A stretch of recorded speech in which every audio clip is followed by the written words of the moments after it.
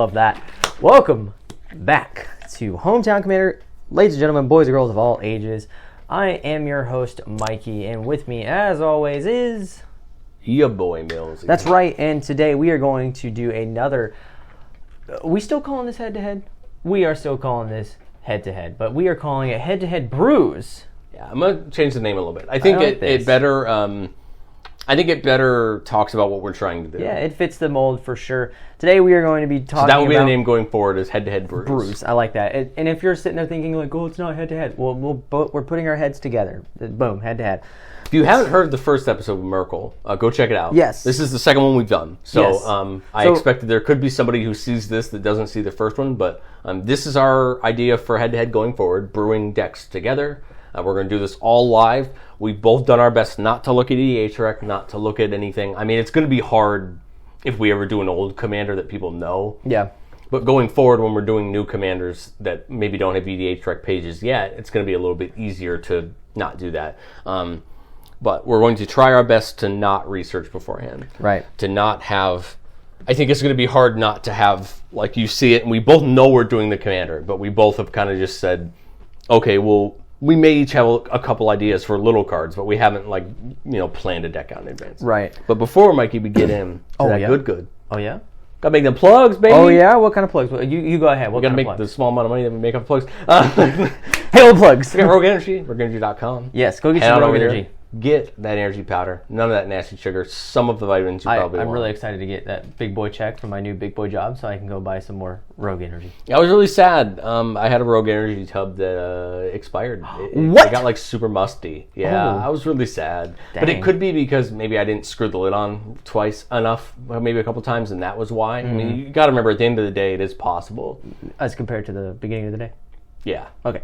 So that saddened me. It means I have to get a new tub for Energy. Go on over there, use code HOMETOWN, one word, HOMETOWN, and get that 10 to 15% off, depending on what it is today. No, it's 10. And everyone's gonna be like, 50% off. What? It's like, let no. us know. We're on YouTube now. Yes. You could be hearing this on YouTube. If you are, awesome. Like the video. If you're not, we are going to be overhauling our YouTube page. We're going to be getting up some more content. So if you want to see not only more Commander content, but some other cool stuff from us, maybe gameplay, maybe some deck techs, maybe some arena, who knows? Hit that like button, subscribe. We got more coming on. Maybe you might just watch us literally for an hour drink nothing but Rogue Energy. And that's the video. Can we do a sleep stream? No, I was kidding. Like, no. Anyway, so the goal to just do a little bit in this before we start our episode. Yeah. The goal eventually is to screen capture while we're doing this, so Yes. people can see us physically doing it in Moxfield where we're building. We're not there yet. We're gonna, but we will get there. So the future of this will be. You will see me as the main screen. You will see me typing things in, moving things around while we're talking. Until we get that set up. It'll just be audio. We're still going to post the deck list when we're done in the state that it's in, but eventually we will have a visual aspect. Don't worry, you will not see Millzy's history. It's okay. All right. Unless you want to see it. Whoa, easy now. All right, to give you a little bit It'll be a lot of Scryfall tabs. Honestly, same. To give you an idea of what Head Brews is, if you have not seen our Merkel video or listened to it, please go ahead and go do that. I give a more in-depth explanation of what we're about to do. So, what Millzy and I have come up with, our crazy wild brains, we are going to put those crazy wild brains together and build a deck together. We're going to start from scratch. We're going to start with our commander, which we do already have. We did not randomly pick it. We kind of just really enjoyed. Oh, you have to add a different card, change the and then change it back. Sorry, he's on Moxfield trying to change the image for the deck. Anyways, so yeah, we put our heads together, we start from scratch, and then we just have a good time. So before we get started, I just want to. I keep on shaking my iPad, and it keeps on thinking that. I guess the important part here, Mikey, is that and this I'm sure where you're about to go is we're bringing on a Planeswalker today. Yes, exactly. I don't know the number because I see you have pulled up on Scryfall. I cannot see the total results. Cool. So I'm going to try to guess how many commanders are Planeswalkers that are legal to be brewed around. Okay. I didn't see it legitimately. Okay. Just in case. I'm going to go 30. Wow. Try 16. Oh, shoot. Yeah, man. There was a cycle from the decks. There was a cycle from the other decks. I guess there was probably a few from Battle Bomb. And we got these 3 new ones. Was there anything else? We got Jessica from Commander Legends. There was nothing from Battle Bomb. We got Tevesh from Commander Legends. Wow, only 16. Come back next time or we knock another one off. I'm just kidding. I pulled up legal. So the difference here is, of course, in Brawl, in Historic Brawl and Arena, every Planeswalker is legal. But, of course, here in Commander, we're only allowed to use, even though every Planeswalker is legendary, we are only allowed to use the ones that are legal as commanders. That say literally can be your commander in the bottom. And FYI, every Planeswalker card is legendary. If an old Planeswalker card doesn't say it's legendary, it has been errated to be legendary. Every single Planeswalker card is legendary. Now, with that said, we understand that you wonderful listeners have loved or hated, I don't really care, wow. Commander Legends 2. Bold. Bold. We got, speaking of Commander Legends 2, the number 2 is going to stay here because we got two Planeswalker commanders. We got Tasha. Mommy. Sorry. We got 3. We did get 3. We got 4. I'm counting 4. Minsk and Boo are definitely 2 people. It's 1 card, okay? So, sorry. We got Tasha, the Witch Queen, who is a 3 colorless, 1 blue, 1 black Planeswalker commander. Does a lot of things with... got some fun things. Got some mills strategies there.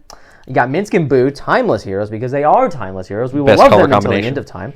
Gruul Love, right there. You get to do fun stuff with, Boo, the space hamster that he is.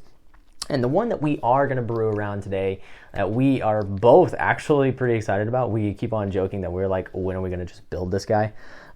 Separately, not together. But here we are doing it together. We're going to be talking about the Master Wizard himself, Elminster.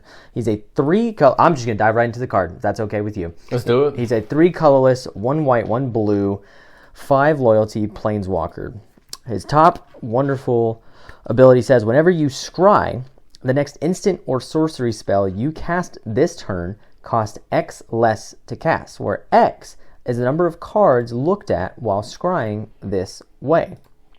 His +2 ability, draw a card, then scry 2. And his -3 ability is exile the top card of your library, create a number of 1/1 blue fairy dragon creature tokens with flying equal to that card's mana value. Okay, so what I think, like we did with Merkle last time, I think it's good to just highlight back through, reiterate some points that we think are going to be important. It says whenever you scry... Okay, scrying is great. The next instant or sorcery spell you cast this turn costs X less to cast, where X is the number of cards you looked at. This is repeatable. This is not once per turn. Right. This is repeatable. So we need to remember that if we can scry more than once in a turn, we can pay off more than once in a turn. Now we do get a free draw 2 and then scry 2, draw 1 and then scry 2 on his +1, on his +2. And his -3, exile top card of your library, create number 1/1. Okay. For the record, we can respond to the -3 going off. Yes. So we could brainstorm in response if we wanted to. Yes. We can't ponder in response, but we could manipulate. Yes. And make it better. So I think it's pretty obvious that we need to scry. But I think we need to really quickly decide, where are we going? Are we going the 1/1 flyers route? Are we going to try to pay off that? Or are we paying off reducing spells by scrying? We can do both. Yeah. But I think we need one to be the main focus. Yes. I don't think we can... I think we're going to run into a potential situation where we try to do both and we don't do either of them well enough. I think the scrying one will be good no matter what. Yes. It's going to work itself out. I really honestly do. I really think it's going to work itself out. But if we want to go the -3 route, we really need to build into it. Now, I don't have a preference either way. I can think of a few cards that work for both, but I can definitely think of a few cards that work better for either. So, do we want to make a flyer shell, or do we want to make a white blue spell slinging shell? I think the white blue spell slinging shell. I agree. I think it seems kind of interesting. Yes, I agree. Okay. Yeah, because the blue white flyers is a thing that everybody knows and loves.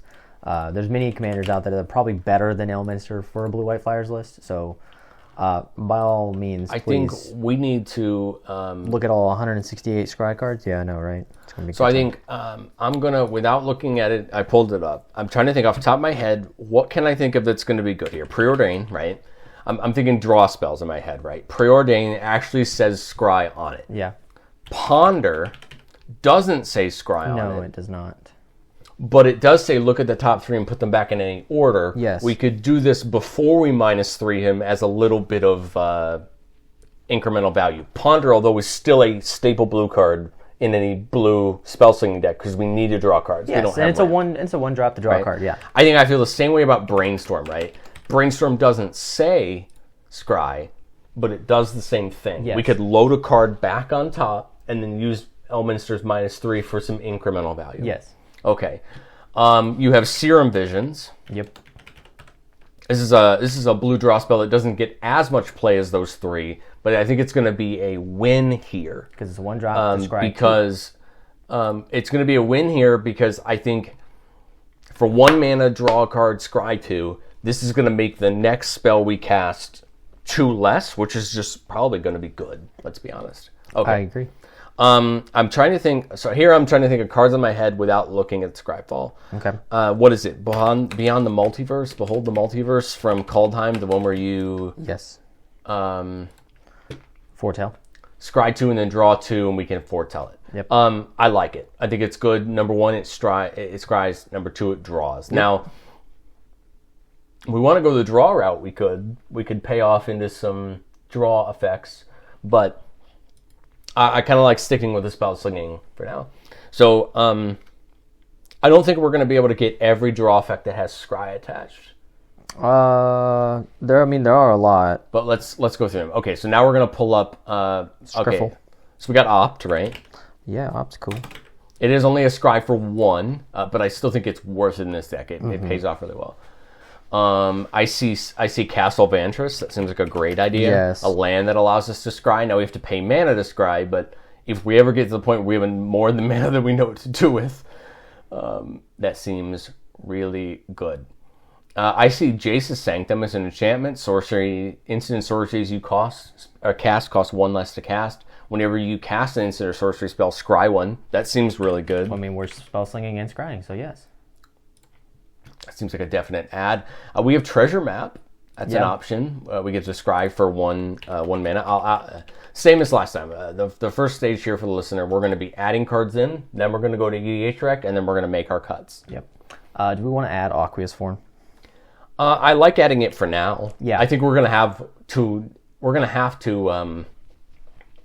going to have to attack eventually. Yeah. And if we can find a good creature to put this on, that'll draw us cards. Like if we're gonna go that route, I don't mind like Curious Obsession. The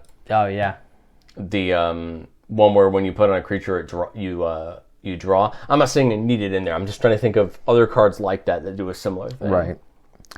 Okay, so we got to think of. So I see 3 cards right here that we need to make decisions on. If scry and a creature is worth it. Fairy Seer, it's 1 mana for a 1/1 that comes down and scries 2. Yeah. I think that's plenty worth it. Yeah. We're already scrying 2 off of a 1 mana spell. Why not, scry 1 mana off of a creature? And I think that's a good idea. I see Charming Prince. Whenever it enters the battlefield, choose 1, scry 2, you gain 3 life, or exile another target creature you own and bring it back. Well, that could be good. It gives us options, yes. We could, whether we ever pay off the blink on the 3rd ability, I feel like scrying 2 is a good thing. And then I see Omen of the Sea. Whenever it enters the battlefield, scry 2 and then draw a card. This is a 2-mana enchantment flash. That says 2 and a blue, sack it, scry 2. So we could scry 2. We could scry twice with it. So I think that's pretty good. I think we should look at this in 2 sections. Let's set the scry up, then we'll set the spells up. Okay. You know what I mean? Let's get our scry stuff first, and then we'll figure out what are we paying off the scry with. How big do we want to go with the scry? Do we want to scry as much as we can?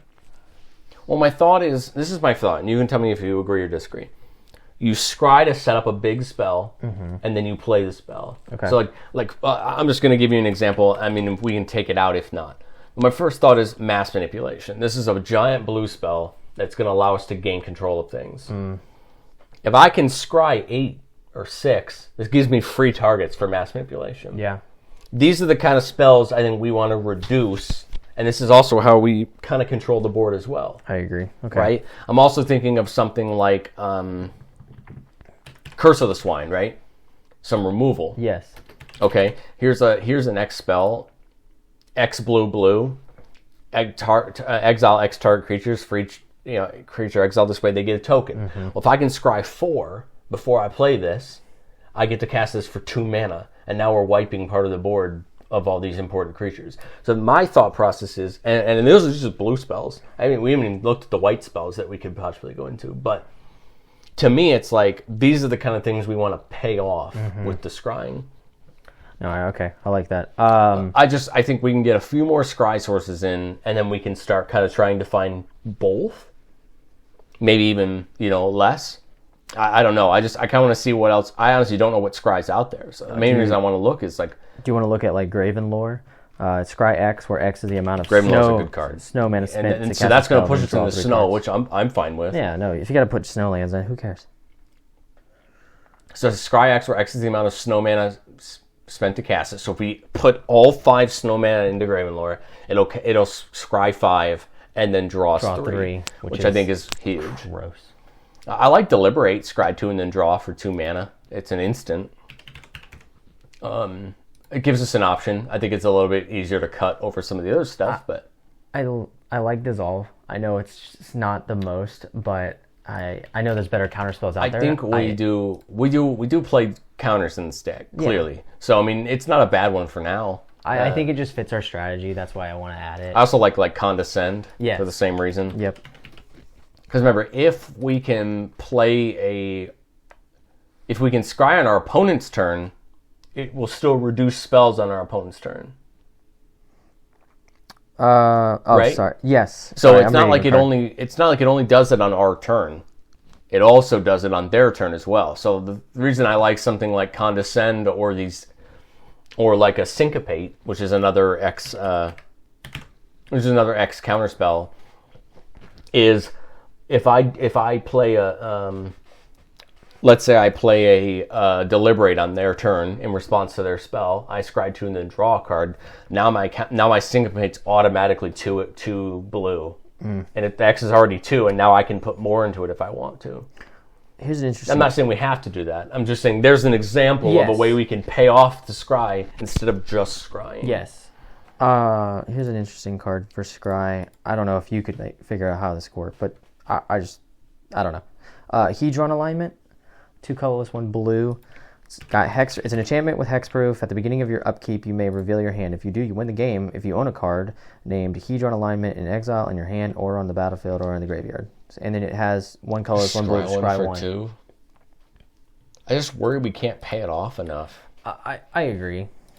I don't know. And maybe I'm missing something there, but I don't know. I don't see it. I really like Diviner's Portent as an idea. Oh, okay. Yeah, I don't. That's a draw spell that gives us the opportunity to scry before we draw. That says and, not or. Yeah, that's not good. My bad. I thought it said or. Whoopsie poopsie. So Diviner's Portent says roll a d20 and add that number of cards to your hand. 1 through 14, we just straight draw. Yep. 15 plus, we scry and then draw. Yeah. I'm fine with that. And remember, we can reduce this by scrying before it. Yep. To get a good stuff. Maybe is this the Maze Mind Tome deck that we finally get to play this card? This is a card that, of course, I've played a lot in Arena, a lot in Standard, but it's an artifact. It's 2 mana. You tap it, put a counter on it, scry 1. You can tap 2 and put a page counter on it and draw a card. And then when there's 4 counters on it, you gain 4 life. So it's just a way to tap and scry. Mm-hmm. It's an artifact. I mean, at the end of the day, we are in blue, so we can probably play around with artifacts. Seems interesting. I think it's worth throwing in there. We'll see if it's ever something that, how about Scour All Possibilities? 1 in the blue for a sorcery, scry 2 and then draw a card. And you can flash it back. Is that something that's worth it? Maybe. Might as well add it. We'll see. again, I mean, the point here is we're going to get a critical mass, and then we're going to cut down, right? I think that's the big thing. You want to do merit logs? I feel like we have to do merit lodge. Or merit lodge, yeah. If we're going to play snow, we are going to play snow, yeah, might as well. So we're going to play merit lodge's slumber. It's an enchantment, legendary snow enchantment. Whenever it or another snow permanent enters the battlefield under your control, scry one. When you being your upkeep, if you control 10 or more snow permanents, sack it. If you do, create merit lodge. So do we probably get replicating ring here, right? Yeah. Let's do this. Let's put a pin in the snow. Let's finish up our scry, and then we'll go into snow. Okay. I just want to make sure we get our...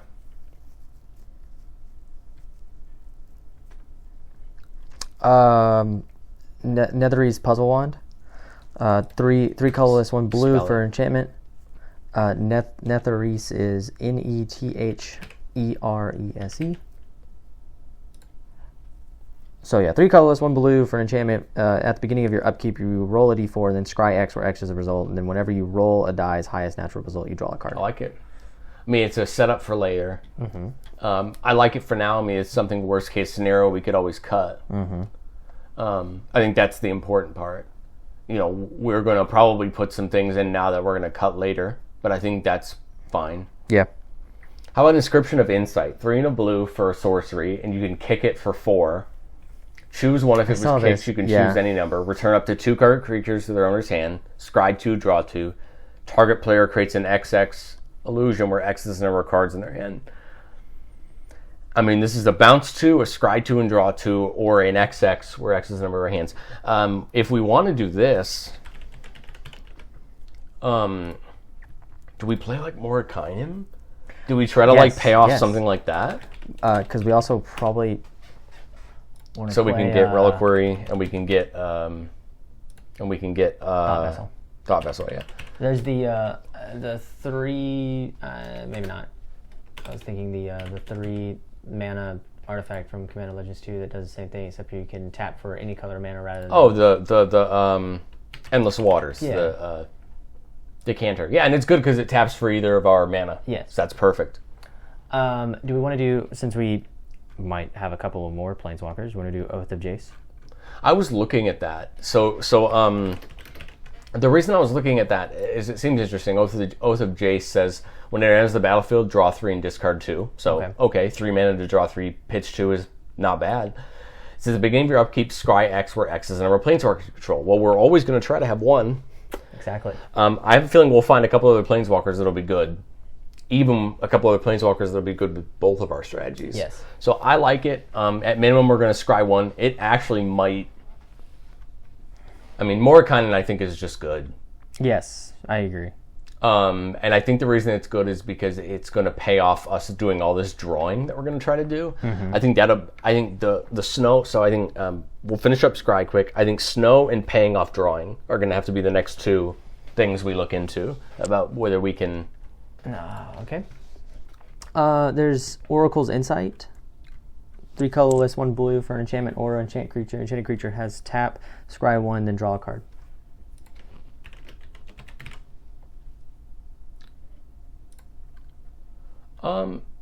Okay.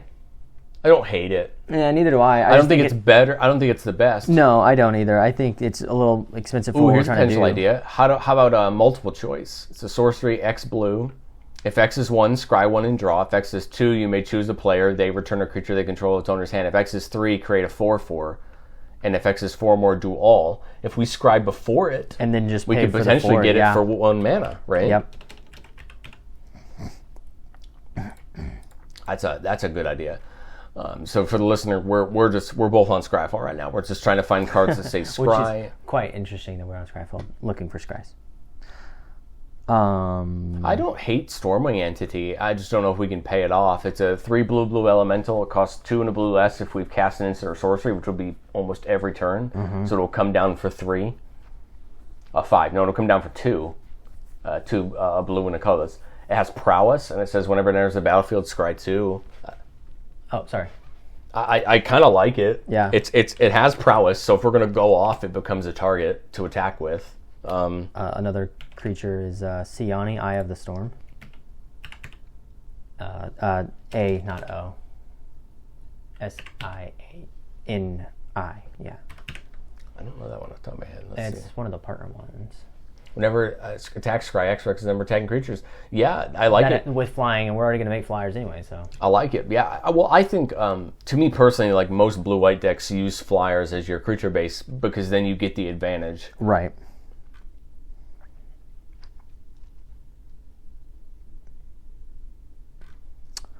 What do we think about Madami's prophecy? 1 in a blue for a saga. Top 1 is Scry 2. Number 2 is choose a card name.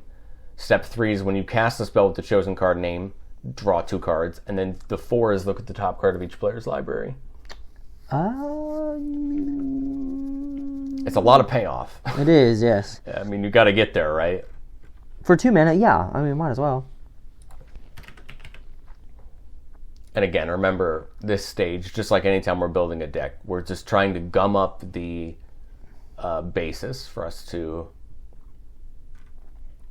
get something going. Yeah. Yeah, we're gonna need cards, obviously. Now, right now, I'm just looking at Scry. I mean, obviously, there's going to be staple stuff we add. There's going to be other stuff. Right now, I'm looking at. I was looking at Sphinx of. It's the one where if you have it in your opening hand, you can dump it and scry, but it's the one that on the start of your upkeep. Here it is. 4 mana, Sphinx of Foresight. If it's in your opening hand, scry 3 on your first upkeep. Flying at the beginning of your upkeep, scry 1. It's a 4/4 flyer. I think it's a really cool payoff for sure. Might as well. I mean, the bad part here is the scry Elminster wouldn't see that scry, but scrying 3 at the beginning of the game for a card that's already going to help us seems like a really good thing. No, yeah, for sure.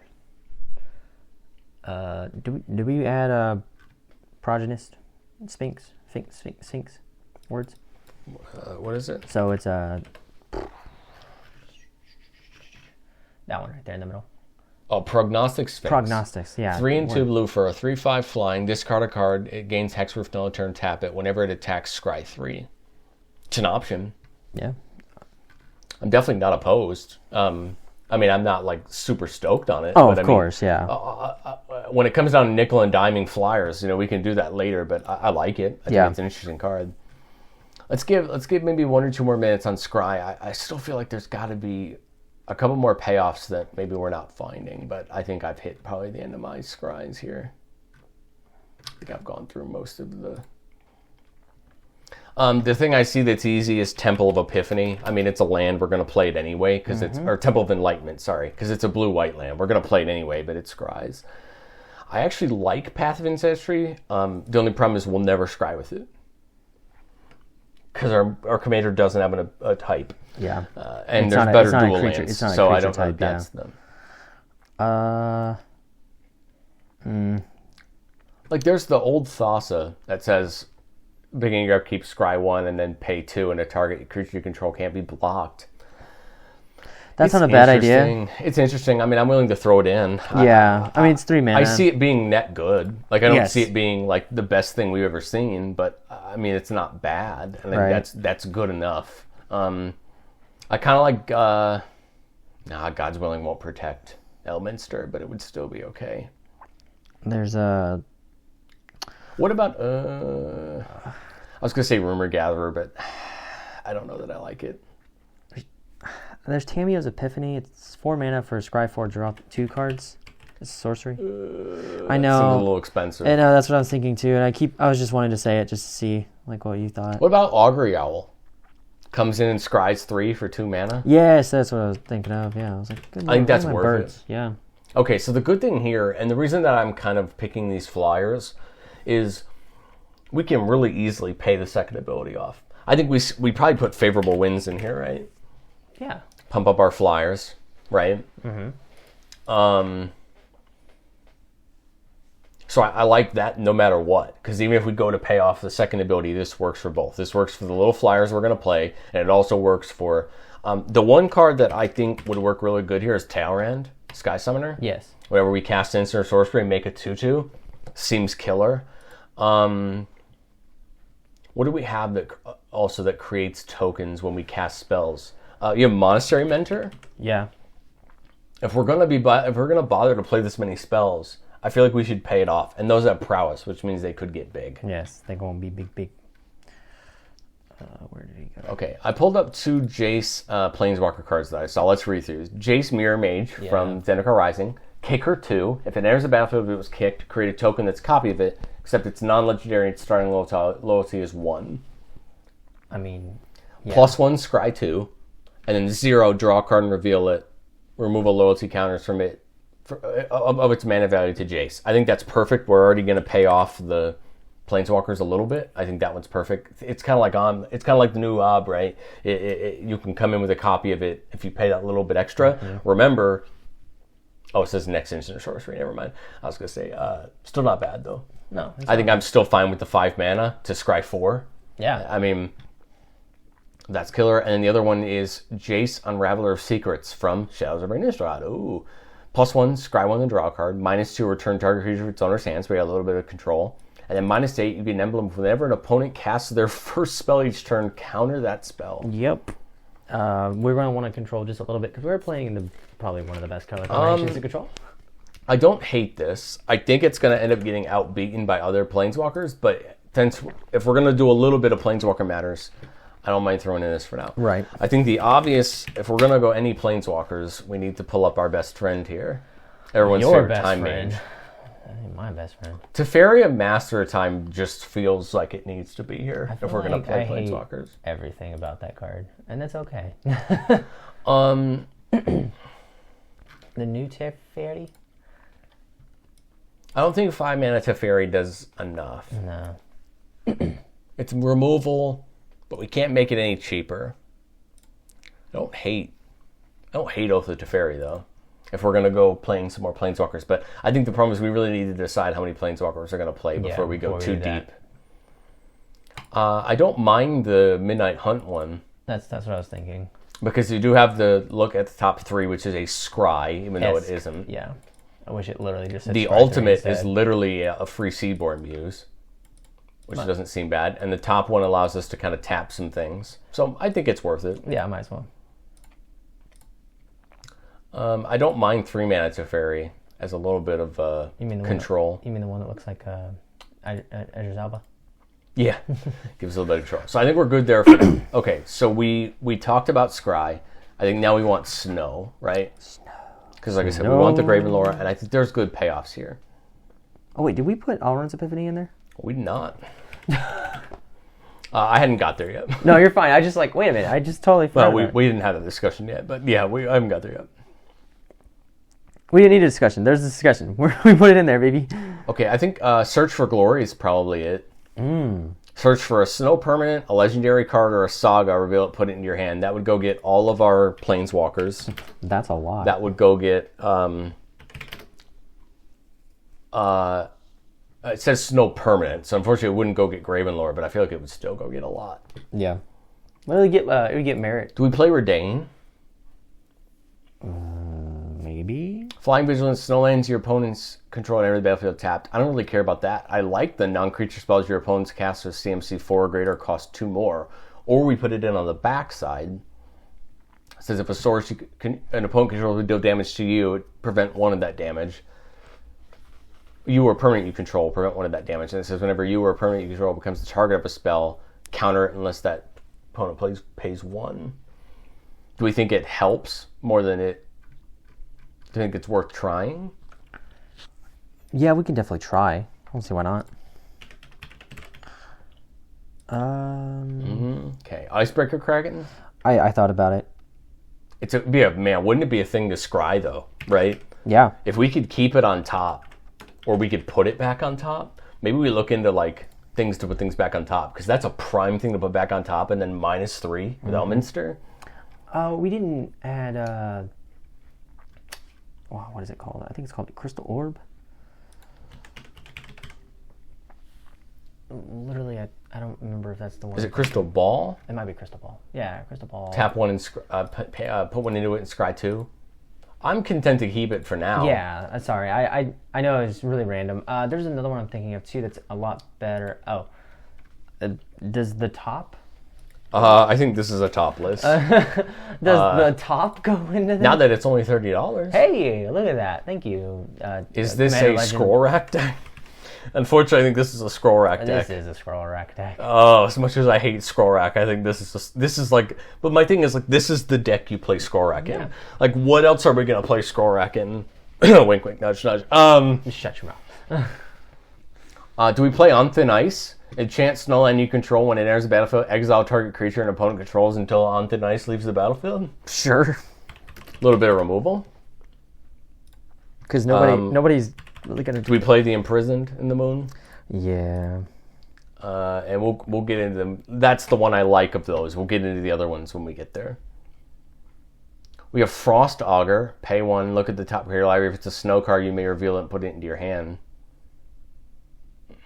Okay. I don't mind Avalanche Caller. For 2, target someone you control becomes a 4/4 elemental with haste. That's till in turn it's still land. That's in blue. I don't hate that. I mean, again, we can cut it later if it doesn't make the cut, but I actually don't hate that. Yeah, that's pretty good. Especially in blue when we're gonna need some creatures, some hasty boys. Yeah, not a lot of snow stuff like I thought there was going to be. Yeah, I was kind of expecting a little bit more, I guess. I don't know what I was expecting. But that's okay. I mean, we're gonna play the Snowlands, and we can force more basics. Yeah. We don't need all the dual lands here. We can force more basics, which means I think we'll be okay. We'll throw the Faceless Haven in there just as an option since we're going to play Snow. And we're playing a white. We could literally just, wombo combo. Okay, so we did Snow. What was the last thing we said we were going to look at? Draw? No. It was Scry, Payoff. Oh, big spells. Right? It was. I said big spells. Okay, so my first question when it comes to big spells. Uh-huh. Are we doing turn spells?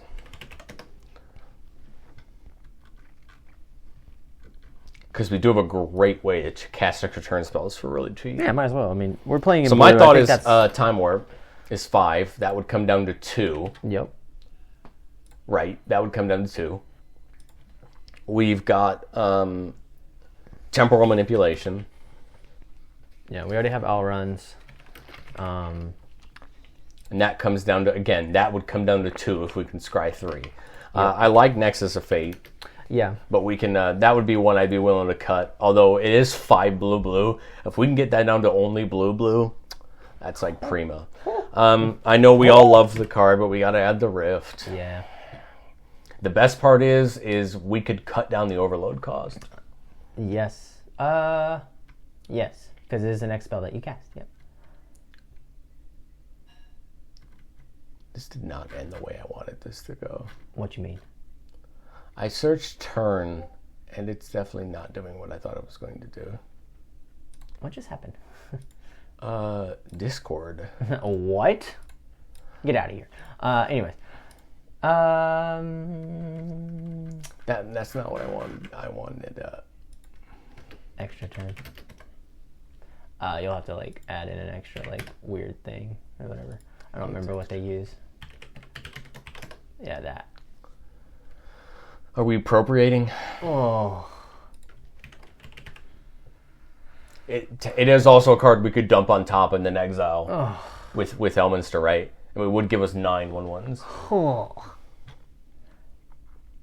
Do we do the same thing for Temporal Trespass? Yeah, Temporal Trespass for sure. Why do I like these decks? Because it's big mana spells. This is why I like Yuriko so much. Because I can put these dumb big mana spells in there and have fun. Even at a budget. Kind of thinking Temporal Mastery, just because we can get it for cheaper if we draw it. Mm-hmm. Okay, I don't want to overload extra turn spells. No. Although, honestly, that's probably the way we push for a win. For sure. Get a big spell on top and then win in the air. Is my guess of one of the ways we're going to win. That's the hope, right? Beacon of Tomorrow? And it goes back in the library? It's 8. Yeah. We need a couple big cards that whether we cast them or not, we want to put them on the top with Elminster. Yes. And I think I'm okay with Temporal Beacon of Tomorrows being one of them. I'm okay with Temporal Trespass being one of them. Yep. And never casting it, but it being in there for that reason. I am more than content. I agree. Okay. I can't see any other extra turn spells that are like really relevant to like what I want here. Mm-hmm. So what other big mana blue spells can we think of that would be like really good?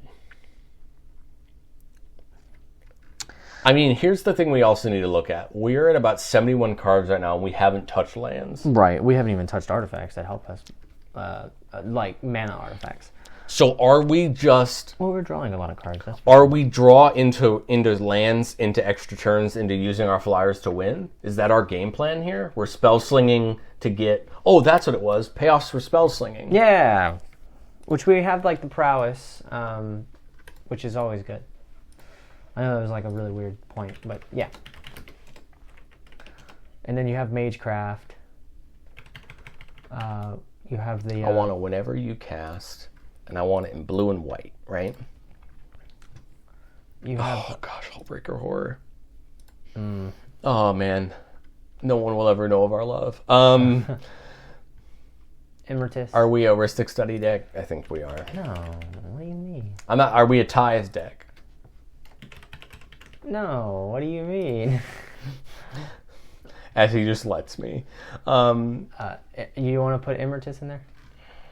I think we have to. If we're gonna keep banging so many of these small spells, I feel like we have to, right? Are we big enough to Shark Typhoon? Oh man. Is it worth it? Because we could cut it down with Elminster. We could get it down to 1 blue mana. Yeah. Not bad. I think we're a Shark Typhoon deck.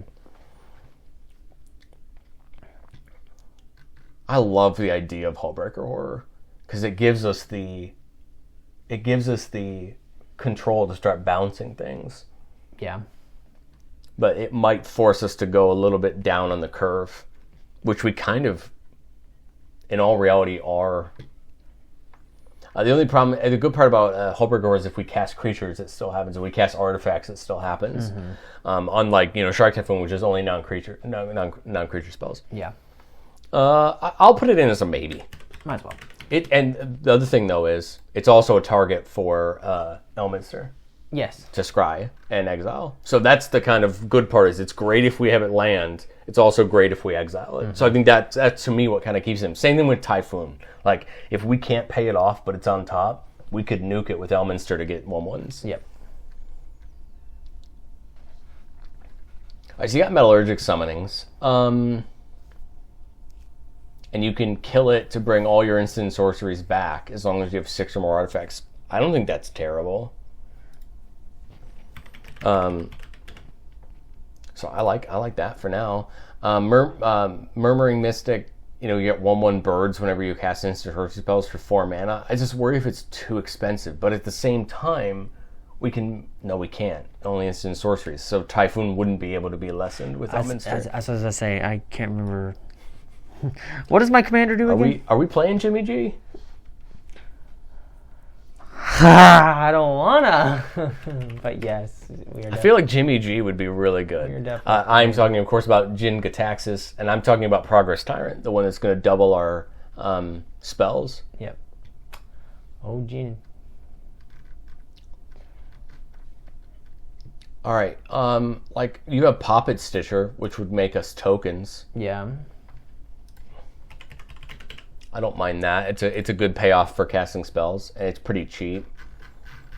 That's actually a good point. In Interplanar Beacon, it's a land that says whenever you cast a Planeswalker spell, you gain a life, and then it taps for a colorless, or you can put 1 into it to get a mana of 2 different colors, and you get it to cast Planeswalkers. I think we're going to have enough Planeswalkers to make that worth it. I mean, our commander's a Planeswalker. It's going to be great.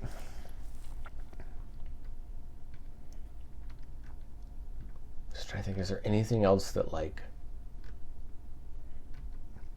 why aren't we doing this? Oh, we can't play the exiled card. Dang, that kind of sucks.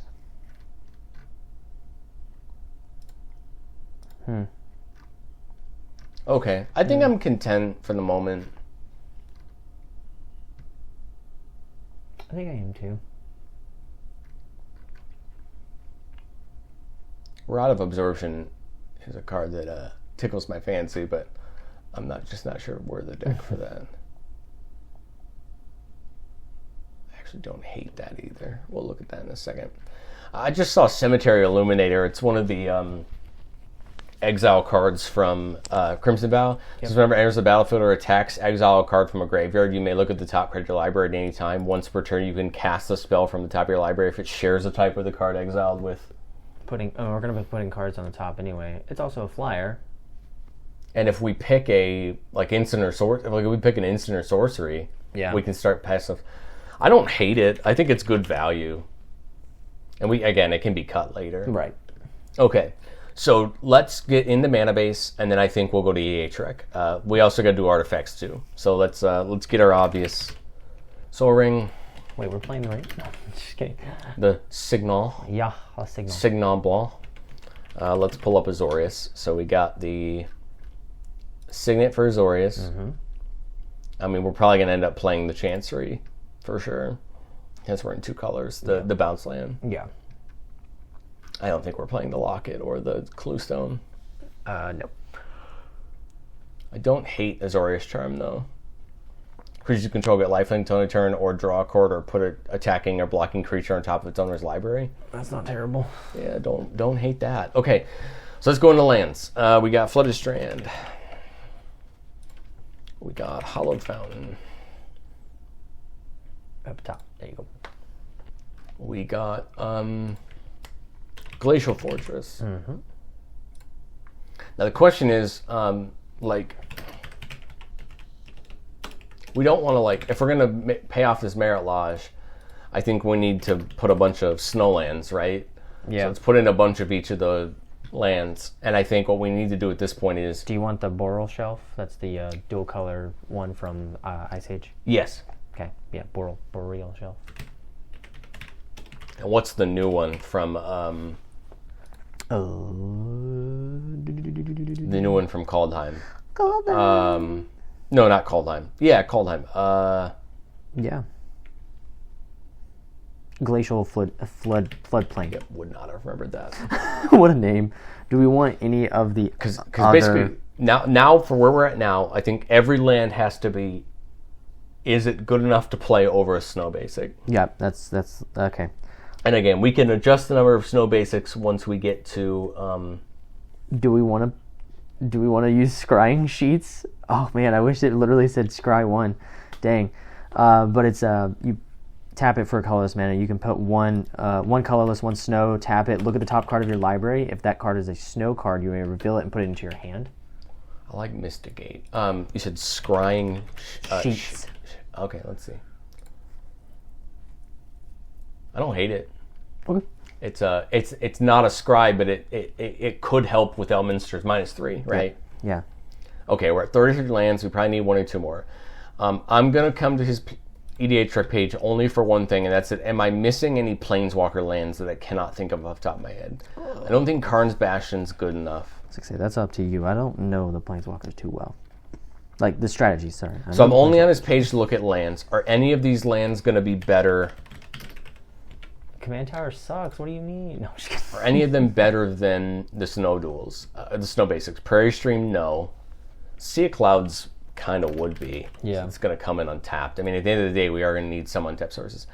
I like Hollow Fountain, although if we know we just searched out. What's the point? Oh, yeah, Flooded Strand. Flooded Strand at this point can get the Floodplain, it can get Hollowed Fountain. But are we going to go, with the Flooded Strand, are we going to go get one of the duels? Or are we going to go get... We do have a Snow Duel. Snow Duel is what I'm saying. Are we going to get Snow Duel? Or we can get either of the basics. Yeah. Remember. So I think it's still good to play. Okay. We got plenty of targets. Sounds good. Nimbus Maze, no. Port Town, no. Deserted Beach is good, but no. No. I mean, I might even cut the Chancery at this point. Yeah, we got. I think I kind of like the basics over it. Sky Counts, I could see the Pathway, but at the same time, I think I still just prefer the. Here's the thing: look at our cards that we have in there. We're mainly in blue. Like we have like a splash of white in this deck right now. I think I'm okay with more basics than most things. Okay. And I put the Mystic Gate in there, but that could probably get... the only reason I like it is if we're going to have primarily blue, it could help us filter into white. Mm-hmm. The reason I like the Hallowed Fountain and the Glacial Fortress and like the Flooded and those two and Sea of Clouds is those are the basics the duels I would run no matter what. Yeah. Maybe do we cut the Vantress for a basic? Like how often are we gonna have that much extra mana to scry to? That's unfortunate, but yeah. Command Tower's obvious. Yes. Faceless Haven's a payoff for our snow mana. Mm-hmm. I like Interplanar Beacon, especially if we're going to go into the Planeswalkers. This may be a tangent, but do we play the Faceless Haven combo? With a Book of Enlightenment? I think it's worth putting in there. I mean... do we have any way to... The Exalted Deeds. The question is, do we have any way to give the Faceless Indestructible? I guess it wouldn't matter, right? Because... I mean, they still got to remove the land. Yep. Not that. I mean, people do play strip mine and things like that, but I doubt it's as many as we expect. Mm-hmm. I think it's worth entertaining, especially if we're going to play Faceless Haven. Okay. So I think that's about as good as I'm going to get without EDH. Going to EDH Rec. Are there any other artifacts you can think of off the top of your head that we are sorely missing? No. I guess it'd be like the 2-mana Talisman. Talisman of Progress, I guess, maybe. The 2-mana rock. I really don't know. I really cannot think of any other mana rocks off the top of my head that are better than what we have here. I also think that Scroll Rack and Top are just going to be better than we think they are in this deck. Top is going to do disgusting. Remember, Scroll Rack, you can dump things from your hand back on top. That's what Scroll Rack does. Sensei's Divining Top lets you manipulate the top. So I think both of those are just like killer. Man. Ugh. All right, so are either of those... How much mana are those? 2. Top is 1, so I think we play the Urza Saga. Because it gets the ring, and it gets Sensei's Divining Top. Yep. It gets Soul Ring, and it gets Sensei's Divining Top. There's more than one target. I always try to have more than one target for Urza Saga. That's not Soul Ring. That's not Soul Ring. Because if we draw... Now, the problem is if we draw both, Saga's just dead. But that's okay. I would much rather run the risk of Saga being dead than the benefit of getting something off of it. Yep. Do we cut the Temple of Enlightenment for a basic? It has a scry. That's my only thing. It's a right now we have 20 basics, and again we can look at this later. Yeah. But I think 20 basics is fair, and then right now it's about 14. I think we're going to want lands, now, 35 lands. Now 2 of them are snows. We'll do this as 11, so that's 35 lands. Yeah. Okay. I'm content to go to EDH Rec at this point. Yeah. I cannot think of anything off the top of my head I'd want to add other than like random flyers. Yeah. But again, I don't know that that's what we want. No, we want the spell sling. I think I want to go here. So we're on the rec. We're on the rec. Let's start. Can we pay off Displacer Kitten? I don't think so. No. Ooh, Elminster Simulacrum. For each opponent, you create a token that's a copy of up to one target creature that player controls. And we can reduce this down to 2 mana. It is 6 mana cost. I think it's fine. It's at an instant speed, too, which is pretty cool. I think that's good, because we can cut it down to 2 mana. And it has his name in it. Oh, it's so good. It's almost like it was meant to be played. Oh, here we go. Mystic Speculation. 1 blue for sorcery with buyback, scry 3. I feel like, yeah. Yeah. I mean, just sit there for 2 mana, constantly scry. So for 3 mana, we scry 3. Because we can buy it back. Yeah. And we probably always want to buy it back. Yep. In all reality. We don't have to, but I think we want to. Okay, we're moving down. We have no removal at the moment. Well, I mean, obviously, swords. I mean, player removal, obviously. When in Rome. Do we want the blue-white spell that destroys everything, can't be countered? A Spring Verdict? Yeah, that thing. I mean, we need board wipes, so we'll do Vanquish the Hordes as well. Yep. Yep. Farewell might be a good use here. So we can purposely not hit our Planeswalkers, but hit everything else. Oh, yeah, there you go. Although, right, Vanquish or we do the same thing. But I just mean it's a little more. Okay. Approach of the Second Sun. Oh, it's going to be really hard to pay that off. We're drawing a lot. Yeah, but are we going to have the mana to do it? That's a good point. I just don't know that we'll get there. How about Ugin's Insight? I think we have too many scry cards already. Okay. Sorry, I just saw scry and I was like, it's an X. Scry. I do like Melodic Deluge, though. 6 triple blue. Exile a target instant sorcery card from your graveyard. Copy it 3 times. This hits an extra turn spell. This hits a lot of things. But the thing is, we can probably get that down to pretty close to no mana. Mm-hmm. Okay. Okay, Derry. Okay. Do we like Oath of Teferi then, if we're going to go into the Planeswalkers? We got 6 of them. Yeah, I think it works for our commander, though, remember. It says you may activate the low abilities of Planeswalkers you control twice each turn rather than one. Yeah. We want to help our commander out as much as we can. Okay, so we're going to go down to the creatures. I doubt there's anything we see here that, like... Oh, Spark Double. Spark Double seems so good. Yep. Copies our commander. It copies the other Planeswalkers we have. Mm-hmm. Okay, I can dig it. I can dig it. I love the idea of Ancient Gold Dragon. Yeah. Just either as something we burn off the top, or if we can actually hit it down once it connects. I mean, it's exactly what we want. It would be really good, yeah. Oh man, I would love to do a Dragons list with this. I see Ojutai Soul of Winter. Yeah, I see Ojutai. That's so cool. That'd be a cool idea.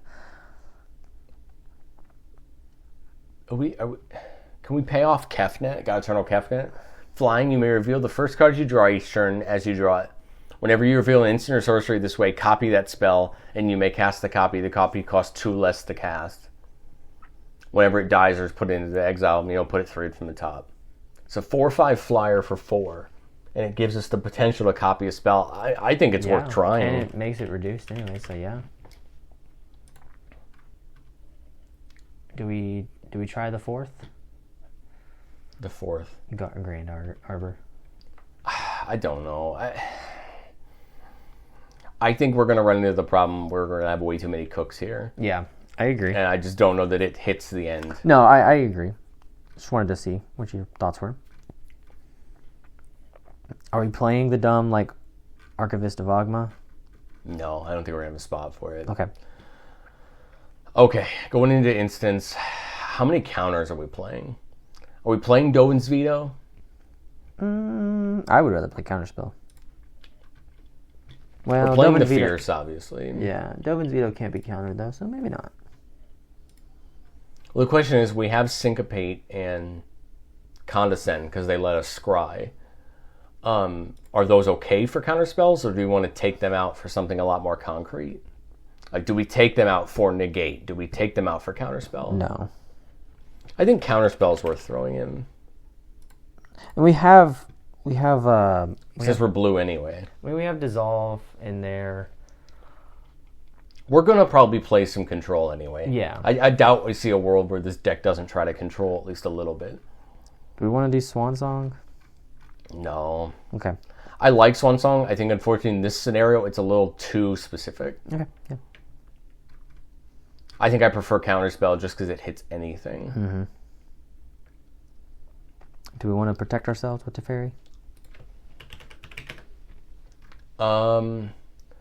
That's a great question. I think we play the Enlightened Tutor and the Mystical Tutor. Okay. We're playing enough sorceries in instance that those are worth it. And I think we're playing enough decent enchantments that we care about. And artifacts as well. So I think those just become easy. Yep. Do you want Sensitive Dividing Top? I bet you do. Because that's a way to find the top. And we'll probably find a good... Ooh, and we can put it on top, which...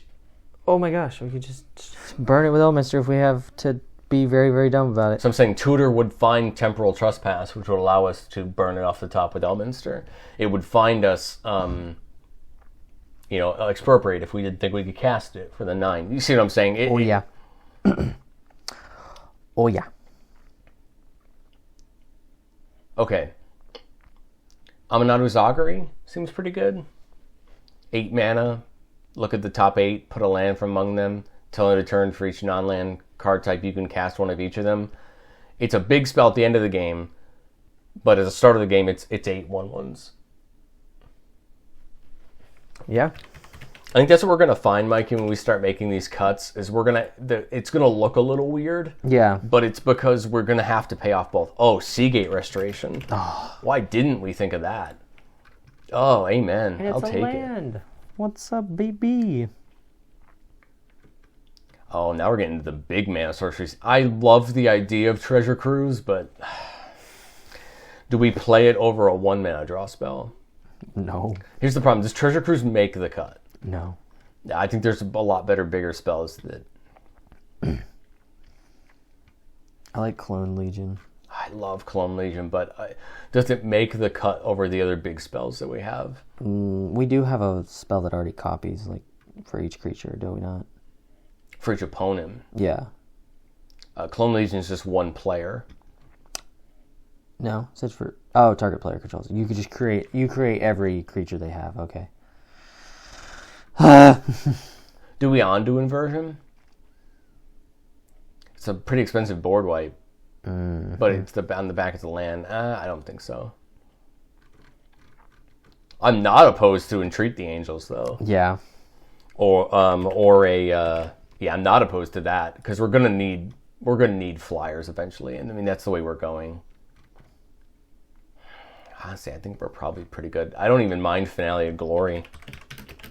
Well, that's actually not a bad idea. Because if we're gonna lessen that cost down, it makes getting to 10 a lot easier. Yep. Man, I'm honestly pretty content with spells at this point, and we're gonna have to do the fun of trying to cut them down. That's gonna be even more fun. Are we a Luxor Giada's Gift deck? Are we gonna make our planeswalkers into creatures? I think we have to, right? Sure, if that's what you want to do.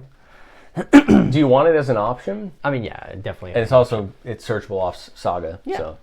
It is only 1 mana. So. Okay, Intangible Virtues seems like it's necessary. Since it helps the small amount of tokens that we want to make, Intangible Virtues seems good.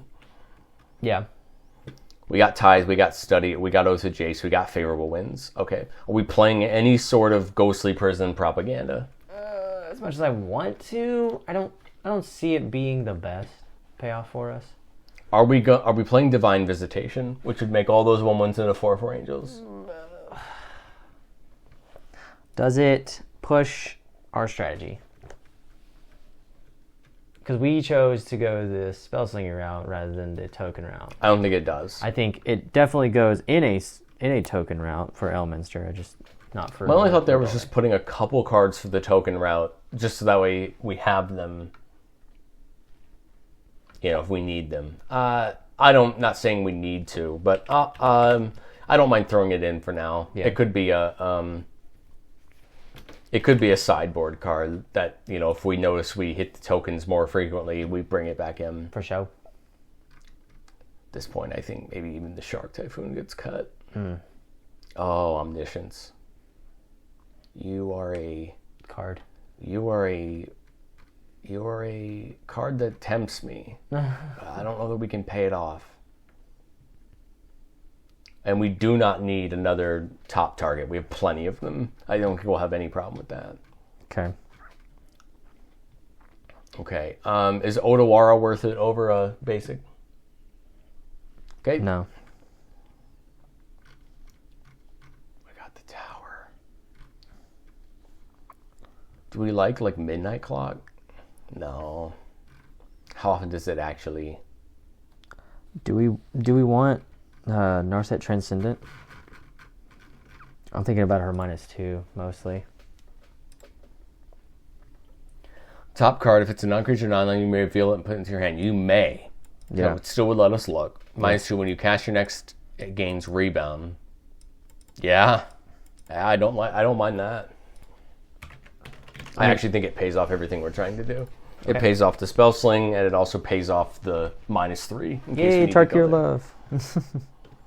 I really wish we had access to a planeswalker like Kasmina that would allow any of our planeswalkers to use any of their abilities. Because I think it's just...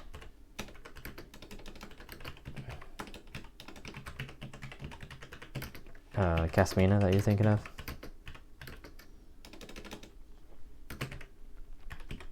I can just think of Casmina and all I can think of is Casmina and Bolus, and neither of them are going to work. Okay. Right. Man, I think we've more than exhausted HTH Rec. So the question is now, what have we got single target removal. We got board wipes. Man, I think we're going to have some fun. All right, friendos. Now it's time for our favorite part. Cutting the cards. Cutting the cards. 35 lands, 36 with the Seagate Restoration. That feels great. I like that. We're at 19 enchantments. This needs to come down. I think we cut the Aqueous Form.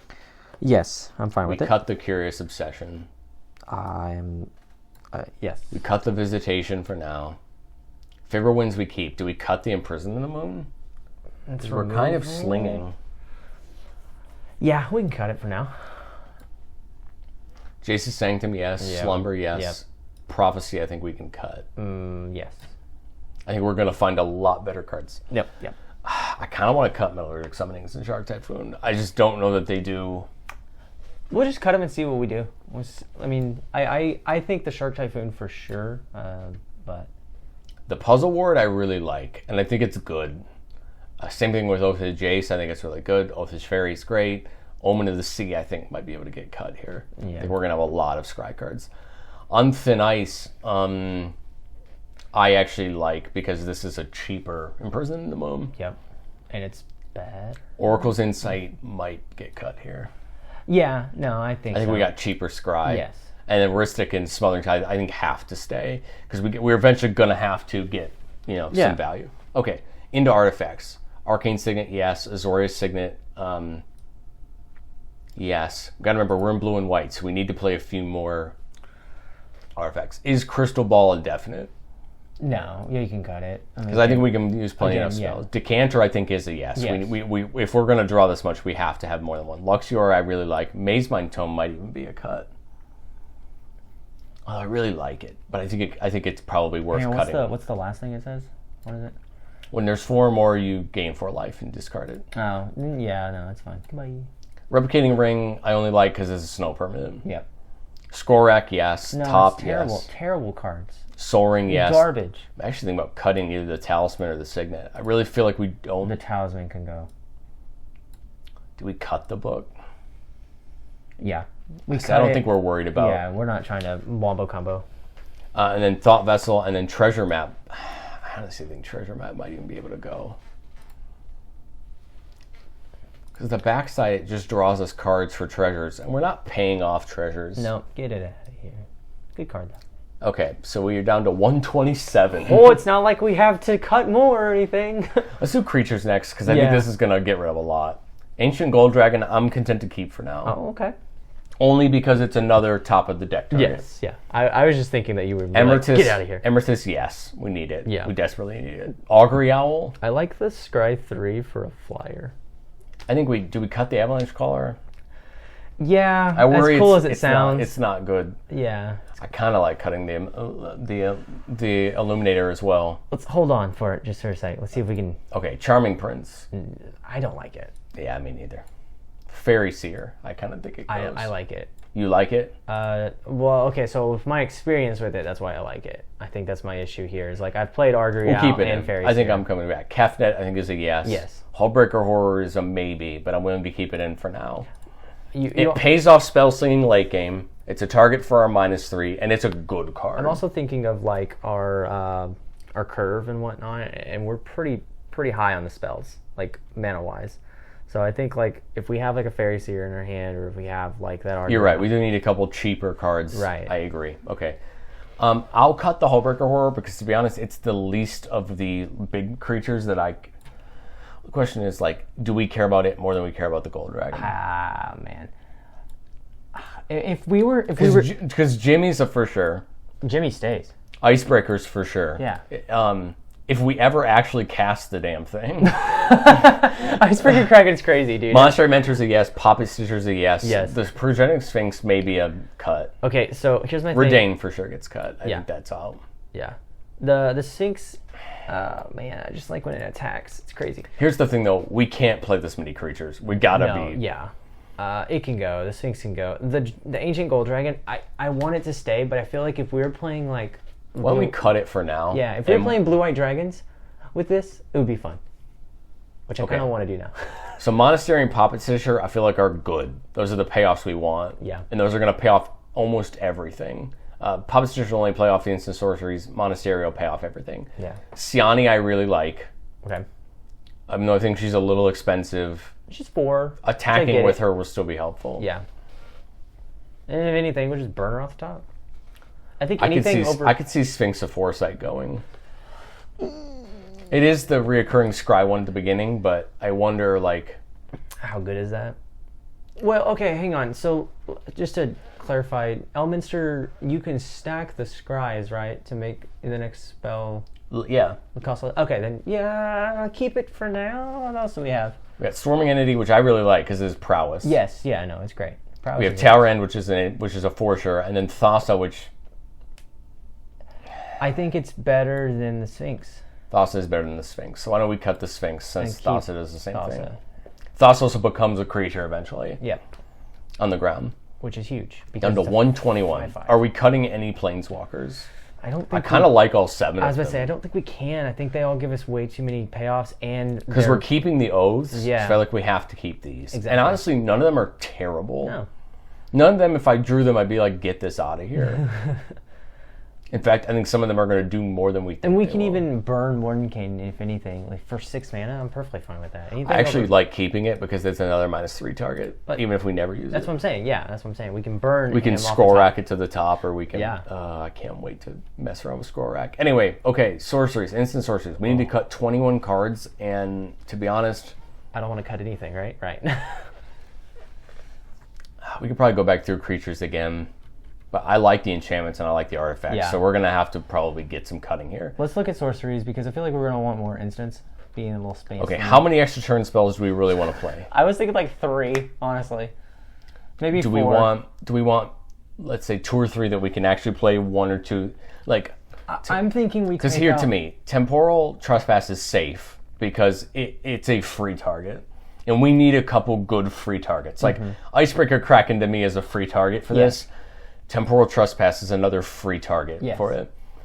If we ever cast it, great. Yes. But I'm content leaving it in there if we never cast it. I'm also looking at the X spells, like the ones with 2X. Those are the ones that kind of scare me a little bit. Like, are we going to get that much payoff for it? Like, can we cut Beacon at Tomorrow's? Yes, yeah. I like Alrund's Epiphany. It actually benefits us while giving us extra time. I like Amanatu's Augury, and the reason I say that is because if we ever get there... Oh, it's good. But I guess how many spells, like this versus Melodic Deluge, I prefer the Deluge. So for that reason, I'd be willing to cut it. Mm-hmm. Like, how many targets? Oh, no. Oh, gosh. Oh, just put it in considering. Come back to me. Move to main board. There you go. Augury, I feel like, is the least of the, like, hey, I really... Have you done it again? For some reason it wants me to reload. Oh, okay. Not sure why. Okay. My thing with Augury is it's kind of the least important of all those big spells to me. Like, Melodic Deluge is yes. Curse of the Swine, the only reason I kind of like it is because it exiles. Mm-hmm. That is good. How do you like that? I would cut a board wipe for Curse of the Swine. Yeah. Because in our deck, it's going to do the same thing. Like, I would cut Vanquish the Horde for it. I think I like that. Because Curse of the Swine is going to be really good. Entreat the Angels, we need to keep it. Because it's going to save our butt. Yeah. On the turn where we have nothing to do, but we have enough mana to make like 7 Angels, it's going to be worth it. Yeah. And if we draw it, remember, it's a miracle cost is X white. Yes. So if it's the first card we draw on a turn... Which we can definitely... Yep. We can dump it back on top. We can manipulate that. We can scry. So for that reason, I think it and Temporal Master are really good because we can kind of manipulate those two. Yeah. Expropriate. It's in here because 1, it wins us the game, and 2, if we don't need it, it's a great Elminster target. Yeah. So to me, it's safe. I just love the 1, it wins us the game. Farewell, I think, is cuttable, but I like it. I think it's one of our best board wipes. We keep it because it keeps our Planeswalkers. Finale of Glory, I can see being cut. But the only thing I like about Finale Glories is, isn't it kind of strictly better than Treat the Angels? Yes.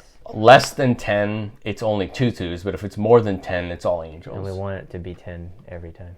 So I think we cut the Angels, then Treat the Angels, and Finale Glories. Okay, Inscription of Insight, I think it's cut. Yeah. It's just too expensive. Yeah, it is very expensive for very little, I unfortunately. really like Mass Manipulation. I love Mass Manipulation. And the reason I like Mass Manipulation, not convincing you, but also telling the listener, is taking control of things is really important, especially because this just says creatures or planeswalkers. I mean, we're going to hit creatures most of the time, but taking important creatures is going to be really good. You mean taking the important planeswalkers? Yeah. There you go. Mind Deluge is a must for Yes. me. This copies our extra turn spells. This is good. Multiple choice, I feel like could get cut. I say yes because we're looking at that first thing, but we're really just going to cast it for Mystic 4. Speculation is an auto. Oh, yeah. Ponder's an auto Yep. to me. Preordain Auto. is an auto. Scar of the Possibilities just seems like a cut. Yeah, that's fine. Seagate's an auto. Search for Glory is an auto at this point. Serum Visions is an auto because we Yes. need those cheap. Supreme Verdicts, for sure. That's the board wipe we want to Yes. play. Temporal's safe. Although it and Time Warp have to be safe at this point, I think. Okay. So we're down to 114 and we're going to go into instants now. Okay. Azorius Charm, I think, can get cut. That's fine. Yeah. Because we're not really going to be worried about what it can Behold the Multiverse. I mean, I hate to say this could probably get cut at this point. do. It really will. We have so many other ways to scry that Yeah. are cheaper. Brainstorm's a must. I don't know what you're talking about. It's not that good. No. Condescend and Syncopate will come back to. Okay. I think that we could argue to get rid of them, but I want to see what else we can get rid of first. Counterspell, I think, needs to be there. Yeah. Rift needs to be there. Deliberate, I kind of don't hate the idea of cutting. Mm-hmm. But I guess the question is Dissolve better than any of the other counterspells we're playing? I think it only is because of the scry, and I think it just helps us in that mode. But I don't know. We have like 4 other counterspells though. I personally want to cut it, but I'm also half considering cutting Syncopate and Condescend as well. Like, Let's cut all 3 then. because and the reason I say that is because I like Fierce, Yes. I like Counterspell, and I like those 2 as counterspells. And, when we see them, Yeah. Oh wait, where'd he go? Did we not put it in there? Oh, we didn't. Okay. Dovin's Veto. I do really like Dovin's Veto. Can't be Now, counted. here's the question. Do we do Dovin's Veto or do we do Absorb? So Absorb's 3 mana, but you gain 3 life off of it. I like Dovin's Veto more because it can't be countered, so it just ends Okay. the stack immediately. Okay. The Simulacrum, I like it. I do like it. E-Tutor we need. Fierce Guardian I don't know what Ship. you're talking about. Gravenlore is really good. This pays off everything we want to do. Yes. Yeah. Yeah. Mystical Tutor is Stays. very good. Nexus of Fate might be the 1 extra turn spell I cut. We already have enough of them. Yeah. I'm fine with it. And I think we're going to be hurting for the slot. Because once you get 1, you're fine. You're basically Am I gonna push the stupid to win. cut Opt? What does Op say? Just scry 1, draw a card? We have so many 1-mana blue spells that do it. And what's man? Yeah. And we need the slot. Yeah. Throw it. Chuck it. Crap. We're idiots. We're at 108. Man, 108. This is gonna get. Let's go back to creatures. Okay, creatures. Knowing we're at 108, The Augury Owl, I think, can go. I actually agree. I think we have plenty of scry sources. I really like the Illuminator leaving. Okay. I think there's more important spells in our deck than it. Yeah. I want to keep the Fairy Seer I only agree. because it's the mana curve. Cafnet, I don't want to get rid of just because I think it's well costed. Yes. For all that crap, yes. Horror might be worth cutting. Yeah. I love it though. The only reason I love it is because once we get it down, It does nasty it does things. such good things. And it's a good 7 mana burn too if we can't get it down. Ah! I like Monastery. I like the Poppet Stitcher. I like Talrand. I like Spark Double. Like, is it like Stormwing Entity? What is Stormwing? You need the prowess, and then you. When it enters battlefield, we scry 2. So we could scry 2 for 2 if we cast an instant sorcery spell, and then it just has prowess. So on every other turn, it's just going to keep getting bigger.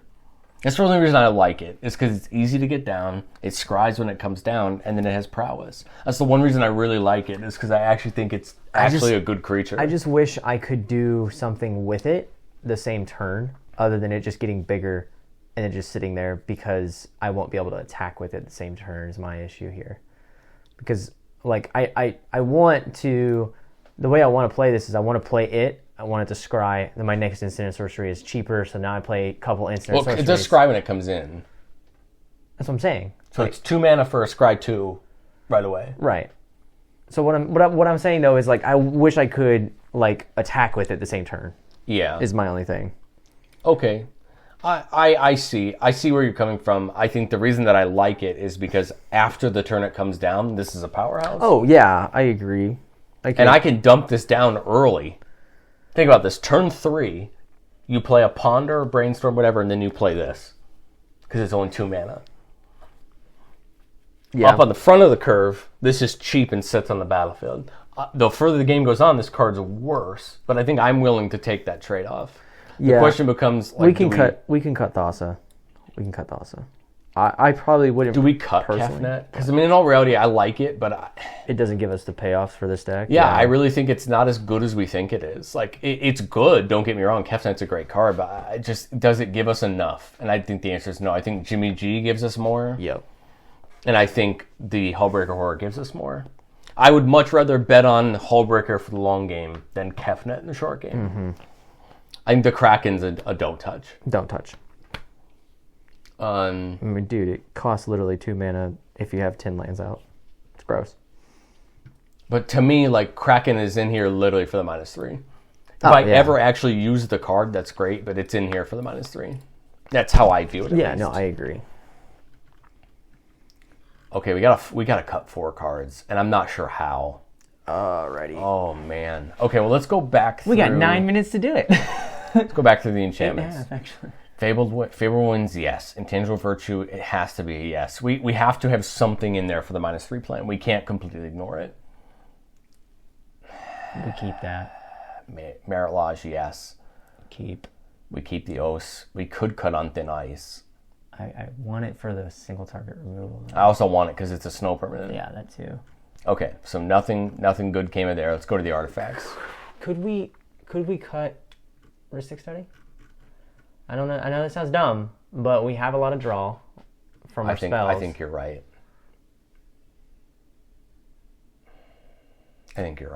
As much as I don't like it. I don't like that either, but I mean, like, what else? It's the first card I'm going to put back in, though. Yeah. I think Tithe is better, though, yes, because it's going to gain more upside. Mm-hmm. That's why I said... Artifacts. I don't want to cut Luxior because I think it's better than we think it's going to be. Do we cut Soul Ring? Oh, we can't. Well, we do. We still have 2 Urza Saga targets, but... Soul Ring is like the least thing I'm excited about in these. We need Thought Vessel and Decanter because we need no maximum hand size. Otherwise, this deck's going to screw us over. Yep. Is it the Signet? Is it the Azorius Signet? Because it's so good in the early game. No, I think it is the Soul Ring. Because it's that colorless mana that we're already going to get 2 off of thanks to Elminster. Or most not necessarily. Because that's my problem here is we're going down to colored pips at this point. Yeah. Everything we're going to be casting instant sorcery wise is probably going to be down to colored pips. Yep. And so for me, that's why I think Soul Ring. If we had put a Crypt in here, I would have said the same thing about Crypt. I just don't see it. For the first turn or 2 Soul Rings down, it's going to be great. Oh, of course. And then after that, who cares? So right now, our Urza Saga targets are Luxior and Top. And I think those are both great targets. Okay, we're at 102. Oh my gosh. It's coming down to the wire, We folks. can't cut the Glory. I think, here's the thing. Like, the Tutors and Glory are absolute necessary. Oh yeah, anything that says snow, don't touch. Only because Glory Go gets any of these. Yeah. It also gets any legendary permanent, which means any of our legendary creatures it can go get as well. Jimmy! Something to remember in the background. Yes. Curse of the Swine I like too much. Farewell I like too much. The Deluge I like. We have to cut 2. How many extra charge spells do we actually have? 1, 2, 3, 4 that I intend to cast. Yeah, we have 5. Well, 4 I intend to cast, 1 I intend to just sit on top. Okay, that's fine. That's why I word it that way. Well, I guess expropriate as well, but... Yeah, okay, so that's fine. That's a lot. Well, do we cut the manipulation then? Because expropriate is an extra turn spell. Manipulation is technically the worst of the 5. Then yeah, that's fine. Because all runs we really want because of the 2/1/1s. Mm-hmm. It is more expensive, but again, it may mean nothing. We can foretell it. It's fine. It technically is still a... And again, after you foretell it, you still can cast it for cheaper, even cheaper, yeah. So it helps with our mana curve for sure. Is it deliberate? I was thinking about it, but I was like, no. Because we have all the 1 mana ones.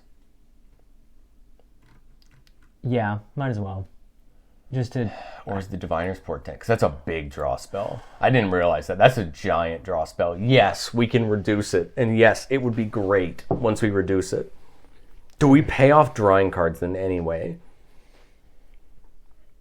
Mordekainen, yeah. Other than that?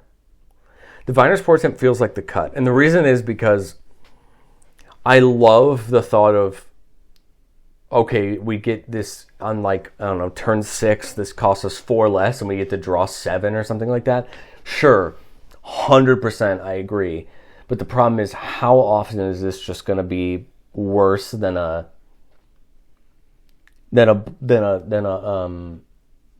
pull from tomorrow? You know what I mean? Like, I wonder if something like a Graven Lore is just going to be better at this mana level. Yeah. The only good part about Graven Lore is, even if we were to Mnemonic Deluge it, although we would have no scry, we'd still draw 3 for all of them. Mm-hmm. Which is fine. The only bad part about this portent is I can't flash this back with... I can't copy this from my graveyard. Like, the thing about a lot of these spells, and the thing that I'm keeping in the back of my head is, every single one of these spells, besides 2, I would be content to Mnemonic Deluge and get 3 copies of. Diviner's Portent just seems like the one that I couldn't. That makes sense. Not that I want to spend 9 mana to get 3 copies of Ponder, but if... Well, why not, right? But here's my thing. If we were down to... If Mnemonic Deluge was down to 3 mana and we desperately needed to draw, I would go get 3 copies of a Ponder or Preordain. Yeah. Especially if it pushes us into a -3. Yeah. Man. Wow. All right, friends. We are down to 100 cards. Which is what you need for a legal commander deck, by the way. That was a lot, man. The only card that I am even at all wanting to bring back in is Rhystic Study. Yeah. So the question is, what would we bring Rhystic Study back in for? That's a wonderful question. Stay tuned for never again will we touch this deck, and maybe never bring back Rhystic Study. Now, my choice might be Deliberate. Yeah. We have a ton of draw spells.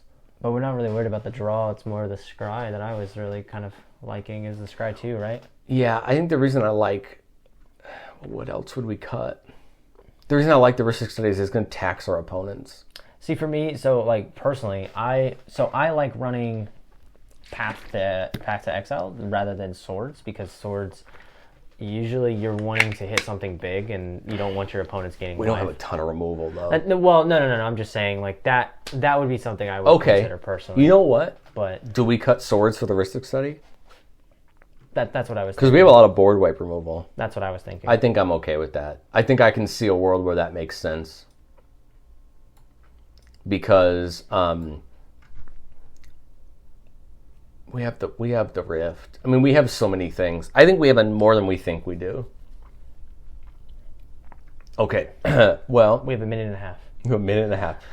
Well, guys, 100 cards, Elminster, scrying, and flyers. Man, this is a ton of fun to build. Yeah. I think this might be the first deck in head-to-head history that both of us want to play. Oh, of course. But when we saw Elminster come out, though, we were both like, oh, yes. But, all right, so... for the purposes of this, because our recording will cut off, this will be available. There'll be a Moxfield link below. We're going to cut the sideboard down to about 5 cards off episode, just so that way there's some cards to consider, work them back in, just like we did with Merkle. I like it. I think this deck looks really good. We're both going to play this on camera. It's going to be one of our first decks. I will proxy this so that we both can play it, and I'm really excited about this deck. But other than that, thank you guys so much for listening and or watching. More Head Brews is going to come. If you have any suggestions for who you want to see us do next, shoot it in the comments. We'd love to see who you want us to do. But other than that, we will catch you guys next time. See ya!